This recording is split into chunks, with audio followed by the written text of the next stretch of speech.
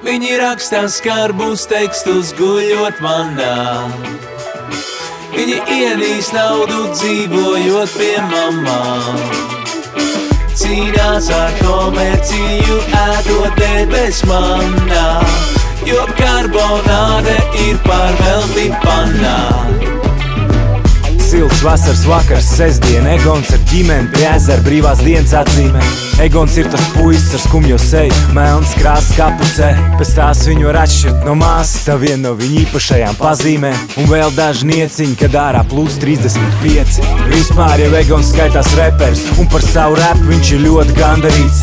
Draugos zem profilu ierakstījis bandīts, un viņam pašam liekas, ka viņš bliež kā jaunībā Ludakris. Bet no malas izklausās kā mūsu pašu ziedošais policists. Internetā komentārs met tāpat kā baloži, bet kad ieraug man uz ielas, Egons raust valodu. Sava laika etalons ir Egons, mūsdienīgs kā etalons, piepūties kā balons. Primitīvs kā man lisā galva, mūzikai nevajadzīgs kā gada balva. Un viņam ir vienalga, kā skan bungas, vokāli vai bass, jo hip-hop uzskata par panu, kur katrs pipars jūtās ass. Viņi rakstā skarbus tekstus guļot vannā.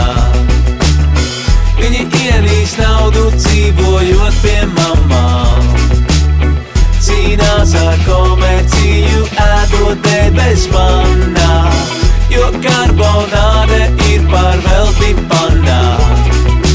Kādā citā Rīgas daļā otrs Egons spēlē ģitāru, un viņa skarbā dzīve izskan minorā. Tas viss ir sūds, tā viņš runā bieži. Tas viss ir sūds, tā viņš atbild jautājumu, kā tev Egons sviežas. Ar dzīves pieredzi varētu dalīties gandrīz kā grūtups, bet tā nav dzīve, Egon. Tas ir YouTubes, cīnīties pret visu, lai ar kas tas būtu. Šādi domājot līdz mērķim, mēs nekad nenokļūtu. Savus ienaidnieks Egons neredz vaigā, viņš ar viņiem tiekās Skype'ā. Tur viņš lamāties māk matam, reiz bija kursa biedram iedevis pa mūtu čatā, jo cīnīties pret visu Egons vienmēr gatavs. Viņi rakstā skarbus tekstus guļot vannā. Viņi ienīst naudu dzīvojot pie mamām.